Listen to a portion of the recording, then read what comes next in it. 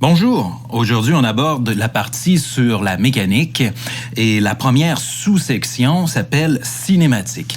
La cinématique, ciné comme dans cinéma, mouvement, matique comme dans étude de, c'est l'étude des objets qui se déplacent dans l'espace-temps. Donc c'est des objets qui vont bouger dans les 3 dimensions de l'espace, X, Y, Z, et le temps, on n'a pas le choix, lui il coule, le temps T, les secondes avancent toujours dans le même sens, et on va commencer par définir les variables importantes pour toute la partie de la cinématique. Ils vont nous servir aussi dans la section dynamique, c'est le prochain chapitre. Premièrement, le déplacement. Le déplacement, c'est un changement de place. D comme dans changement, placement comme dans place. Donc, s'il n'y a pas de changement de place, le déplacement vaut 0. La variable qu'on utilise, c'est delta X ou delta Y si c'est à la verticale, ou delta Z pour la profondeur, ou delta S, S pour space, dans n'importe quelle direction. Honnêtement, vous pouvez mettre absolument n'importe quelle lettre. Nous, on va travailler avec la lettre X parce qu'on va la plupart du temps fonctionner sur l'axe X. Quand on va avoir des chutes libres à la verticale, ce sera plutôt la lettre Y. Ça reste la même définition pour le déplacement, la distance, la vitesse, l'accélération. Si vous êtes en X, Y, Z, ça fonctionne exactement de la même façon. Commençons avec X. Delta veut dire variation et X veut dire position. Donc, X, c'est une variable qui contient des mètres et le delta nous indique simplement qu'on va varier la position X. Et la définition mathématique, c'est la position finale qu'on appelle X tout court, moins la position initiale, X indice 0. X indice 0, c'est la position X au temps T égale 0. J'ai fait un exemple facile au bas de la page. J'ai dessiné la ville de Québec à la position X égale 0 et j'ai dessiné la ville de Montréal à la position 250 km. J'ai dessiné aussi les déchets caractéristiques de la ville de Montréal pour vous divertir.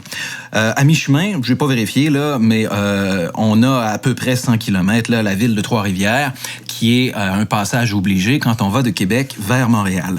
La position X0, ce serait X égale 0 ici, et on ferait un déplacement pour se rendre à Montréal, mais on se rend compte que ça pue, qu'on n'aime pas ça, et on revient sur nos pas pour aller jusqu'à Trois-Rivières. Donc le déplacement, ce serait la position finale, 100 km, ce serait X tout court, à laquelle on va soustraire la position initiale, 0 km, et évidemment, 100 moins 0, ça donne 100 km, et c'est notre déplacement, notre changement de place.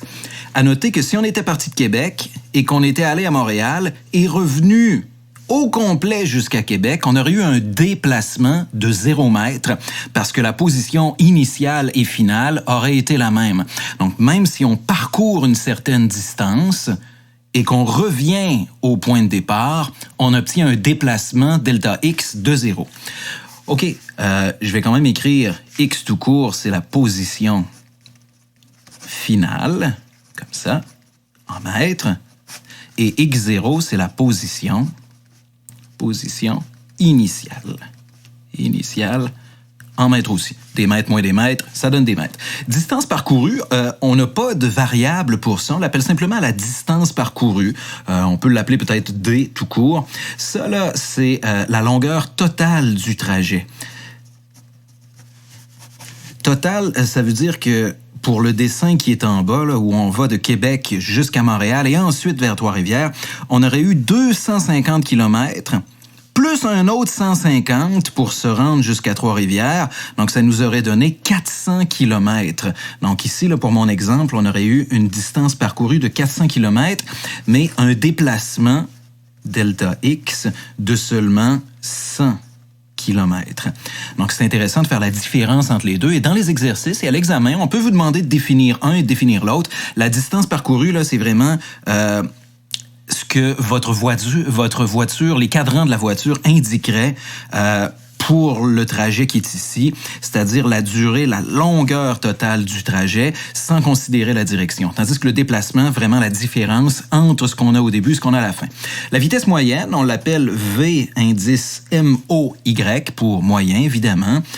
On obtient ça en divisant le déplacement delta X par le temps delta t que ça prend pour faire ce déplacement-là. Donc, mettons qu'on avait un chrono ici et qu'on aurait mesuré un delta t de 5 heures pour le déplacement qui est de 0 jusqu'à 100 km ici, à ce moment-là, on prend notre 100 km, on le divise par 5 heures et on obtient la vitesse moyenne.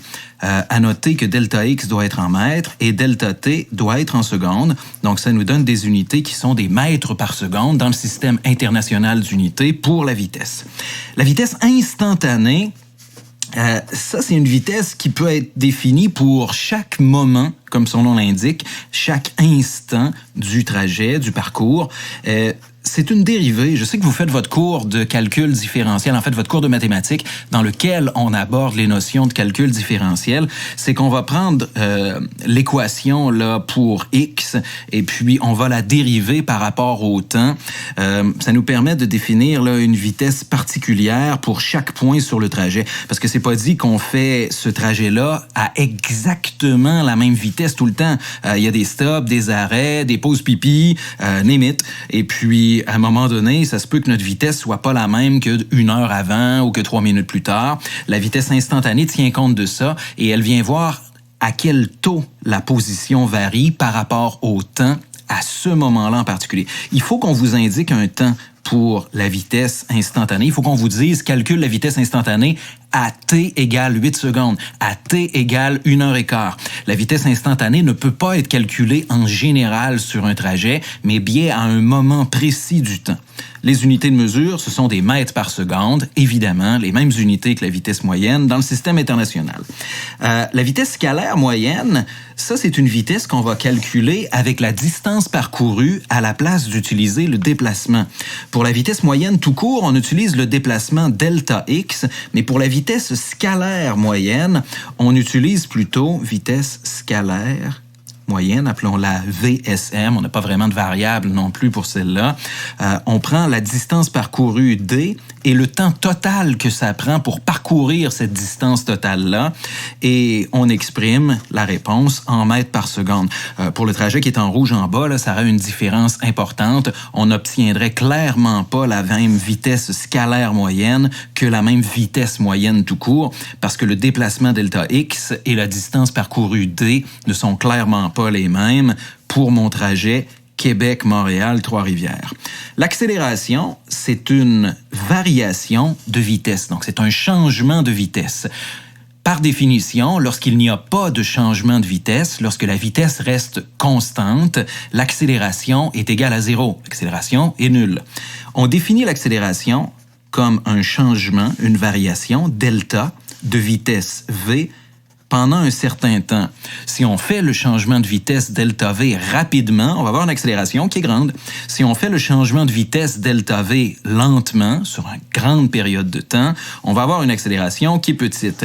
À noter que delta V, exactement comme le déplacement delta X, c'est égal à la vitesse finale, ou la vitesse maintenant, moins la vitesse initiale en mètres par seconde. Et on note la vitesse initiale, V indice 0, pour sous-entendre qu'il s'agit de la vitesse V au temps t égale 0. La vitesse V tout court, c'est la vitesse maintenant, là où on est rendu, à la fin du voyage. Delta t, c'est le temps total que ça prend pour faire la variation de vitesse, le changement de vitesse, pour passer de V0 jusqu'à V. Les unités de l'accélération, on a des mètres par seconde au-dessus de la barre de division, divisé par des secondes une autre fois, donc ça nous donne des mètres par seconde carrée. À noter que des secondes carrées, là, c'est pas une surface temporelle. Essayez pas d'imaginer ça pendant votre prochain trip d'acide, là, multiplier des secondes par des secondes comme on le fait pour des mètres par des mètres avec une surface. C'est juste que c'est un changement de vitesse, donc des mètres par seconde à chaque seconde. On va gagner, par exemple, 2 mètres par seconde à chaque seconde. Donc à la première seconde, on a 0, ensuite 2 mètres par seconde, 4 mètres par seconde, 6 mètres par seconde, 8 mètres par seconde, ainsi de suite. On aurait une accélération de 2 mètres par seconde. À la place de dire par seconde, on écrit simplement par seconde carrée. OK, pour le temps, la variable c'est t en secondes, évidemment. Et on peut utiliser le delta t ou pas. C'est que le delta t est égal à t moins t0. Et la plupart du temps, t0, c'est le moment où on part le chronomètre pour mesurer le mouvement. Et par définition, on va dire que c'est 0 secondes. On va faire un reset sur notre chrono et on va dire que tous nos problèmes commencent à t0 égale 0 secondes. Donc, la plupart du temps, delta t est égal à t, parce que t0 vaut 0. Donc, on va utiliser le delta ou pas, c'est à votre choix, à condition de partir le chrono, évidemment, à t égale vraiment 0 secondes au début du problème. C'est ce qu'on fait toujours. Je vois que ma feuille est bien chargée, c'est le moment de changer. Hop là! Voici, mesdames et messieurs, les 4 équations de la cinématique. Je vous demande de les accueillir. Ce sont vos 4 nouvelles amies. La première, l'ordre n'a pas d'importance. J'ai mis des numéros 1, 2, 3 et 4. La vérité, là, anarchie, tu mets ça dans l'ordre que tu veux. Si toi, tu veux appeler la troisième la première, c'est ton truc. Il n'y a pas de numéro attitré à chaque équation. Ces équations-là sont vraies tout le temps et partout, et on peut les adapter et les simplifier dépendamment de nos scénarios. On verra comment dans les exemples. Donc, il s'agit de votre boîte à outils pour résoudre les équations de cinématique, et je vous encourage à appuyer sur pause dans le vidéo et à transcrire ces équations-là sur une feuille que vous allez pouvoir consulter. Je vais les dire en français avec chacun des noms de variables qu'on vient d'apprendre. Delta x, c'est-à-dire le déplacement, est égal à la vitesse initiale multipliée par le temps plus la moitié de l'accélération multipliée par le temps au carré. À noter que t et t carré contiennent la même valeur de temps à la fin du mouvement. La vitesse finale, v, est égale à la vitesse initiale plus l'accélération multipliée par le temps. La vitesse au carré est égale à la vitesse initiale au carré plus 2 fois l'accélération multipliée par le déplacement. Et finalement, le déplacement est égal à la moitié de l'addition des vitesses initiales et finales, tout ça multiplié par le temps t. Dans certains cas, dans les exercices, on va vous parler de problèmes de chute libre. Et les équations que je viens de vous montrer avec l'axe des X sont pratiques lorsqu'on est à l'horizontale. Mais quand on a un problème de chute libre à la verticale, par exemple, Jessica ou Mylène, Mylène est sur le toit du cégep à une certaine hauteur, lance une balle vers le haut, la balle retombe, va s'écraser sur le sol quelques mètres plus bas et blablabla, blablabla. On a un problème où il s'agit d'une chute libre. Pendant une courte fraction de seconde, là, Mylène, qui est ici, va lancer la balle vers le haut avec une vitesse initiale V0 dont on va vous donner la valeur numérique. Ensuite, il n'y a aucune autre force sauf la force de gravité qui engendre l'accélération gravitationnelle terrestre qui va agir sur cette balle-là, de telle sorte que la balle va monter pendant un certain temps. Oui, vous pouvez faire la vérification, là, vous avez tous déjà fait ça, tu prends ton crayon, tu le lances en l'air, il monte pendant un certain temps, mais à un moment donné, la gravitation fait son travail de gravitation et va ramener l'objet vers le sol. Si vous le lancez assez loin là, du plancher, il va tomber jusque sur le gazon en bas et on va changer nos équations pour les adapter à un scénario de chute libre. C'est pas compliqué. Comme on est à la verticale et que notre axe intéressant, c'est plutôt l'axe des Y et non pas des X, partout où on avait X dans nos équations, on va maintenant écrire Y. Donc, delta X va devenir delta Y. Et partout où on avait l'accélération A, dans nos équations, on va maintenant écrire moins G. G, c'est une constante. C'est comme une variable, mais qui reste toujours la même chose, et qui contient la valeur de 9,81 mètres par seconde carrée positive. Donc, à l'intérieur de G, G, c'est comme un plat Tupperware ou un contenant dans lequel on a 9,81 positif. Maintenant, l'accélération gravitationnelle, elle est dirigée vers le bas, que vous le vouliez ou non, que vous soyez d'accord ou pas, j'ai accroché mon micro, l'accélération gravitationnelle pointe vers le centre de la Terre et généralement, c'est en dessous de nos pieds. En tout cas, c'est clairement en dessous de les pieds de Mylène qui est sur le toit du cégep. Vers le bas, c'est à contresens de l'axe Y qui, lui, pointe vers le haut dans mon exemple. Quand on a un vecteur qui pointe à contresens d'un axe, sa composante, elle est négative. Donc, on va placer un moins. On va dire que l'accélération est maintenant égale à moins 9,81. Et comme G contient plus 9,81, on met le moins devant le G. Le moins n'est pas inclus dans le G. Le moins est devant le G. et G contient plus 9,81. Je sais, tu trouves que je répète 32 fois, tu te dis « J'ai compris, j'en ferai pas d'erreur. » Verra bien à l'examen, mon pit, si tu vas faire des erreurs ou pas. Moi, des erreurs comme ça, là, j'en corrige une tralée à chaque jour.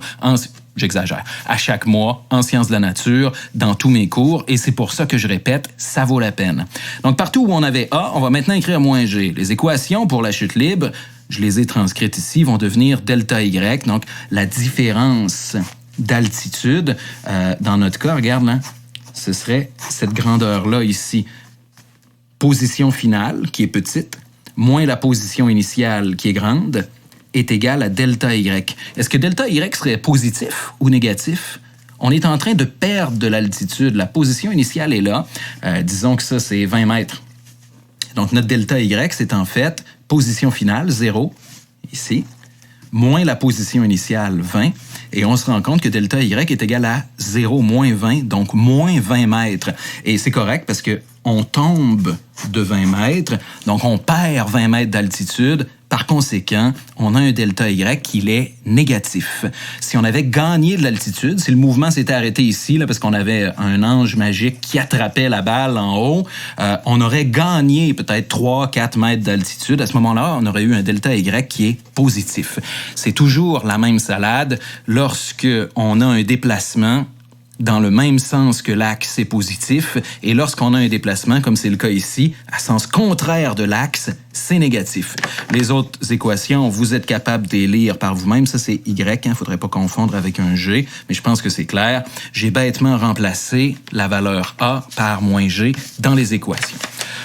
Je vous montre rapidement les graphiques espace-temps et vitesse-temps parce que ça aide certains étudiants là à comprendre. Dépendamment de la façon dont votre cerveau est wiré, vous avez peut-être là, une propension naturelle à mieux comprendre en visualisant l'évolution d'un mouvement dans le temps sur un graphique à 2 dimensions. Regardez ce que j'ai mis ici. X à la verticale, c'est bien X à la verticale, il n'y a pas d'erreur, et à l'axe horizontal, on a le temps. Donc, le temps coule comme ça vers la droite. Et pour un mouvement au repos, c'est-à-dire où il n'y a aucune vitesse, un objet est immobile, on a un graphique espace-temps qui est une droite horizontale parce que la position reste exactement la même, à la même hauteur, au fur et à mesure que le temps passe. Si vous avez un mouvement à vitesse constante, mais avec aucune accélération, A égale 0, mais une vitesse qui est non nulle, probablement supérieure à 0, vous allez avoir une droite comme ça parce que la position de notre objet avance de façon régulière au fur et à mesure que le temps passe. Si vous avez un mouvement qui est accéléré, c'est-à-dire que la vitesse est de plus en plus grande, donc le déplacement se fait de plus en plus rapidement par seconde, vous allez avoir un mouvement parabolique, c'est la courbe bleue dans mon espace-temps. Ça nous donne un polynôme du 2e degré, là, c'est l'équation qui est ici, qui donne ce mouvement-là. Vous voyez qu'on a t carré et t tout court. Donc ça, c'est un mouvement qui décrit dans l'espace-temps, dans le graphique YT ou XT, si on est à l'horizontale, une parabole. Et effectivement, on a quelque chose de parabolique comme ça. Pour une chute libre, c'est la même chose. On a une accélération, mais à la place d'avoir une accélération plus grande que 0 et plus petite que 0, dans le négatif, et on va avoir une parabole, mais courbée de l'autre sens, qui représente le mouvement de votre objet au fur et à mesure que le temps passe. Il existe aussi des graphiques vitesse-temps. Le graphique vitesse-temps, c'est un graphique qui représente l'évolution de la vitesse dans le temps, comme son nom l'indique. Pour un objet au repos, là, on serait collé à 0 ici, parce que la vitesse reste nulle au fur et à mesure que le temps passe. Pour un objet à vitesse constante, on aurait une droite, parce que la vitesse reste la même au fur et à mesure que le temps passe. Pour une accélération, dans le graphique vitesse-temps, on aurait une pente positive pour une accélération positive. Ce serait une droite et non pas une parabole parce que la vitesse augmente de façon régulière et constante. Pour une chute libre où l'accélération est négative, on a une droite aussi, mais on descend. Et il y a un point particulier où cette droite-là va croiser l'axe 0 du temps. Ce point-là, c'est lorsque la vitesse est momentanément, instantanément égale à 0, et ça correspond, dans un mouvement de chute libre, au sommet de la parabole, c'est-à-dire au point le plus haut. On l'appelle souvent la hauteur maximum que va atteindre notre objet. Si et seulement si on est à vitesse constante, on va dire que l'accélération, par définition, une variation de vitesse est égale à 0.